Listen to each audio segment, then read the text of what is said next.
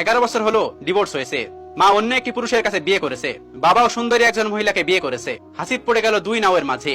মায়ের কাছে গেলে মা বলে তোর বাবার কাছে যা, সেখানে অনেক ভালো থাকবি। কিন্তু মা বোঝে না এই হাসিব শুধুমাত্র মায়ের কাছেই থাকতে চায়। বাবার কাছে আসলে বাবা বলে তোর মায়ের কাছে যা। আসলে হাসিব যাবেটা কোথায়? বাবার কাছে যদি জোর করে 2 দিন থাকতে চাই, তো সৎমা বলে যদি এই ছেলে তোর ঘরে থাকে তাহলে আমি থাকবো না। এইভাবেই সবার লাথি খেয়ে দিন কেটে যায় হাসিবের। আল্লাহকে বিচার দেয় হাসিব। তো এইরকম করতে করতে একদিন হাসিব তার মায়ের কাছে চলে যায়। হাসিব বলে মা আমি তোমার কাছে থাকবো। মা বলে কেন, তোর বাবা কিছু বলেছে? হাসিব বলে হ্যাঁ অনেক কিছু বলেছে, আমাকে ধরে মারে, খাইতে দেয় না একটু। মা ও মা আমাকে একটু খাইতে দিবা, 2 দিন ধরে আমি কিছু খাইনি। মা তখন বলে খাবার তো একটু আছে, কিন্তু তোর বাবা এলে তো খাবে, তোর এখন আমি কেমনে দিই? হাসিব বলে দাও না একটু মা, খুব খিদে পেয়েছে। মা বলে যদি এসে খাবার না পাই তাহলে আমাকে অনেক মারবে রে। হাসিব বলে মা একটু খাবার দাও না, আমি যে খিদার জ্বালায় মারা যাইতেছি। মা তখন বলে আচ্ছা কাল আই, কাল তোকে খাবার দিব।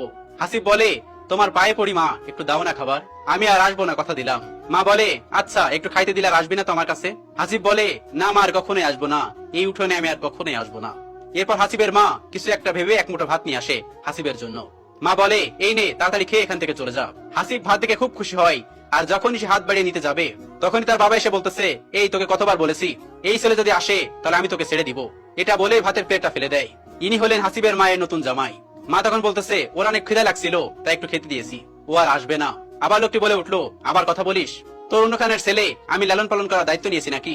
এখনই চলে যেতে বল, না হলে আমার মতো খারাপ কেউ হবে না। এজন্যই বলি এত খাবার কই যায়। এসব শোনার পর হাসিবের মা বলে ওঠে শুনেছিস, তোর জন্য আমাকে কত কিছু শুনতে হয়, তোর জন্য আমার মার খেতে হয়, তোর জন্য আমার সংসারের সমস্যা লেগেই থাকে, আর কি চাস তুই হাসিব? হাসিব বলে এমন করে বলছো কেন মা, তোমরাই তো আমাকে জন্ম দিয়েছো, আমি কোথায় যাব তোমাদের ছেড়ে? মা বলে এত কিছু বুঝি না, তুই আমার সামনে থেকে চলে যা, আর কখনোই আসবি না, আর যদি আসিস তাহলে আমার মরা মুখ দেখবি। হাসিব রেগে তখন বলতে থাকে আমাকে দেখো না, আমাকে দেখতে চাও না, তবে কেন আমাকে দুনিয়াতে এনেছো? আমাকে যদি খাবার দিতেই না পারো তাহলে কেন আমার এই পৃথিবীর মুখ দেখালে? আমাকে যদি ভালোবাসা দিতে নাই পারো তবে কেন আমাকে নিলে? কি দোষ ছিল আমার, কেন এমন করে নষ্ট হলো আমার জীবন? তোমরা দুজন যদি আমার সন্তান হিসেবে নাই মানবে তবে কেন ভালোবাসার জন্ম দিয়ে আমাকে নিয়ে আসলে? আমার কি দোষ ছিল তোমাদের মাঝে জন্ম নেওয়া? আমার কি ইচ্ছা করে না বাবা মার সাথে থাকতে? আমার কি শখ জাগে না বাবা মার সাথে একটু ঘুরতে? এই সময় যদি নাই পালন করতে পারবে তবে জন্মের সময় গলা টিপে মারোনি কেন? তোমরা বাবা মার নামে কলঙ্ক, তোমরা নামেই বাবা মা, কাজের না।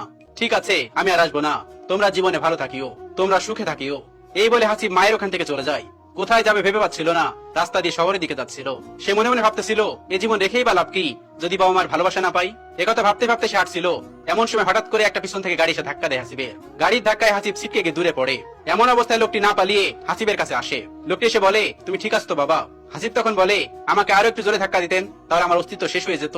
লোকটি তখন বলে কি বলো বাবা, এই বয়সে তুমি মারা যেতে চাও? কি বলে সব? হাসিব বলে আপনি শুনে কি করবেন? আপনি কি আমাকে খাবার দিবেন, ভালোবাসা দিবেন, আপনার কাছে রাখবেন যে আমি আপনাকে সব বলবো? লোকটি তখন বলল আরে বলো না, শুনি না তোমার জীবনের কাহিনী। এরপর হাসিব সবকিছু বলতে থাকে লোকটিকে। লোকটি তখন বলল তোমার এতটুকু বয়সে এত কষ্ট, তুমি আমার সাথে চলো, আমার সাথে তুমি থাকবে। হাসিব তখন বলে না আপনি যান, আমি আমার ব্যবস্থা করে নিব। লোকটি তখন জোরাজোরি করে না এটা বলে তো হবে না, তুমি আমার সাথে চলো, আমি তোমাকে দেখে শুনে রাখবো, আমি তোমাকে বড় করব। হাসিব তখন বলে কিন্তু আপনার ছেলেমেয়েরা কি ভাববে?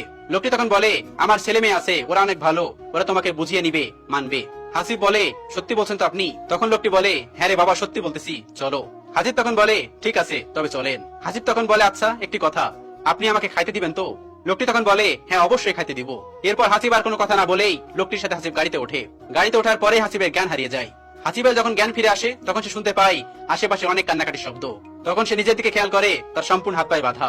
এখন তার বোঝা শেষ, হাসিবকে কেউ কিডন্যাপ করেছে। তখন হাসিব জোরে জোরে চিল্লাচিল্লি করতে শুরু করে থাকে। হাসিবের এমন জোরে জোরে চিল্লাচিল্লিতে সেই লোকটি আসে। লোকটি এসে বলে এত চিল্লাচিল্লি করতেছিস কেন? হ্যাঁ। হাসিব তখন বলে আপনি আমাকে কি বলেছেন আর এসব কি? আপনাকে বিশ্বাস করাটাই আমার ভুল হয়েছে। তখন ওই লোকটি বলে এই চুপ করে থাক, নাহলে তোকে আগে মেরে ফেলবো। হাসিব তখন বলে ও বুঝছি, গাড়ি থেকে এমন ধাক্কা দিয়ে কাছে এসে অনেক আদর করা, ভালোবাসা দেওয়া, কাছে নিয়ে আসা, এসব কিছু তাদের নাটক ছিল। হাসিব তখন বলে আমাকে একটু খাইতে দেন না, আমার অনেক ক্ষুধা লেগেছে। তখন লোকটি বলে এখন কোনো খাবার নেই, সময় হইলে সবকিছু পাই বুঝলি। এদিকে হাসিব খাবারের যন্ত্রণায়, ক্ষুধার যন্ত্রণায় শেষ হয়ে যাচ্ছে, তবু খাবার পাইতেছে না। হাসিব তখন বলে স্যার আমাকে ছেড়ে দেন না প্লিজ। লোকটি তখন বলে তোর সারার জন্য আমি এনেছি নাকি? তোর চোখ কিডনি সব নেওয়ার জন্য এনেছি। হাসিব তখন বলে প্লিজ এমন করিয়েন না, আপনার পায়ে পড়ি, সবাইকে ছেড়ে দেন, ওদের মা বাবা তো চিন্তা করতেছে। তখন লোকটি বলে এত কথা বলিস না, না হলে এমন মার দিব না। হাসিব আর কিছু বলে না ভয়ে, কারণ এখানে বললেই তো এখানে বোকামি হবে। এরপর হাসিব দেখলো যে একটা ছেলেকে ওদের সামনে মেরে ফেললো। এটা দেখে সে ভয়ে কান্নাকাটি করে শুরু করে দিল। তারা তখন বলতেছে সবাই চুপ করো, না হলে সবাইকে ভয়ে মেরে ফেলবো। ভয় সবাই চুপ হয়ে গেল। তখন হাসিব বলে উঠলো, সবাইকে তো মেরে ফেলবেন, কাউকে একটু আগে কাউকে একটু পরে। এ কথা বলতেই হাসিবকে তারা টেনে এনে নিয়ে আসে। তুই একটু বেশি চিল্লাচিল্লি করতেছিস না? সেই লোকটি তখন তাদেরকে বলতেছে, এই এটাকে আগে শেষ করে দে। কিছু না বলেই হাসিবকেও সবার মতো একই কাজটাই করলো। লোকটি তখন জোরে হুঙ্কার ছেড়ে বলল, এই এটারও চোখ আর কিডনি বের করে নে। এটা বলার পরেই লোকটি বাইরে চলে গেল। হাসিবের রক্ত মনে হচ্ছে পুরো মেঝেটা ভিজিয়ে গেল। হাসিবের এই মৃত দেহটা যেন বলতেছে, মা তোমার কাছে ঠাই হলে বুঝি আমি মারা যেতাম না। মা তোমার কাছে এক মুঠ ভাত পেলে আজ হয়তো আমি শেষ হতাম না। বাবা মা তোমরা হয়তো আজ এক থাকলে আমি হয়তো আজ বেঁচে থাকতাম। মা তুমি কি পারতে না অন্য কোথাও বিয়ে না করে আমাকে মানুষ করতে? বাবা তুমি কি পারতে না সবকিছু ঠিক করে নিয়ে আবার মাকে নিয়ে নতুন করে বাঁচতে? মা তুমি চাইলে আমাকে রাখতে পারতে। বাবা তুমি চাইলে একটু খাবার আমাকে মুখে দিতে পারতে। তোমরা যদি আজ এক থাকতে তাহলে আমার কিছুই হতো না মা বাবা। এমন হাজার মা বাবার কারণে এমন নিষ্পাপ জীবন শেষ হয়ে যায়। আর এই সুবিধা কাজে লাগিয়ে সমাজের কিছু খারাপ মানুষ বাচ্চাগুলোর জীবন শেষ করে দেয়। এটা একটা নিছক গল্প হতে পারে, একজন পাঠক এটা লিখে পাঠিয়েছে। ভুল হলে মাফ করবেন। চেয়েছিলাম গল্পটি সবার মাঝে তুলে ধরতে, কারণ আমাদের আশেপাশে প্রতিনিয়ত এমন কিছু কাহিনী ঘটে চলেছে। সবাইকে আমার একটাই মেসেজ দেওয়ার আছে, যদি আপনাদের মাঝে কোনো ভুল বোঝাবুঝি হয়ে থাকে, যদি স্বামী স্ত্রীর ভিতরে কোনো ভুল বোঝাবুঝি কোনো রাগারাগি হয়ে থাকে, তাহলে আপনাদের কারণে হয়তোবা পরবর্তী জেনারেশন বা আপনার সন্তানদের ক্ষতি হতে পারে, বা আপনার সন্তানরা ছিন্নমূল হয়ে যেতে পারে। সেজন্য একটু রাগ অভিমান ভুল বোঝাবুঝি থাক না, চলুক না। জীবন তো খুব ছোট, এই ছোট্ট জীবনটাকে একটু ভুল বোঝাবুঝি মান অভিমান মানিয়ে নেই। কারণ আপনারা হয়তো আলাদা হয়ে যেতে পারেন, কিন্তু সন্তানদের কি হবে? তারা তো ছিন্নমূল হয়ে যাচ্ছে, তাদের তো কোনো শিকড় থাকতেছে না। তারা তো সারা জীবন ওই কষ্টে দুঃখে পার করতে হবে। এমন ভাবে অনেক জীবন নষ্ট হয়ে যাচ্ছে। এই জন্য কোনো কিছু করার আগে একবার ভেবে দেখবেন, একটাবার ভাববেন। হতে পারে এটা একটা নিছক গল্প, কিন্তু গল্প থেকে আমরা অনেক বড় একটা শিক্ষা নিতে পারি, যে আমাদের মাঝে রাগ অভিমান ভুল বোঝাবুঝি থাকবেই। তাই বলে আমরা যে আলাদা হয়ে যাবো, আলাদা হওয়ার মতো সিদ্ধান্ত এটা নিয়ে কখনোই উচিত না। কারণ আপনাদের ছেলে মেয়ে, আপনাদের পরবর্তী জেনারেশন, এটা কিন্তু অনেক খারাপ দিকে চলে যায়, বা তাদের অনেক সমস্যা হতে পারে। আল্লাহ তাআলা আমাদের সকলকে বোঝার তৌফিক দান করুন, আমিন।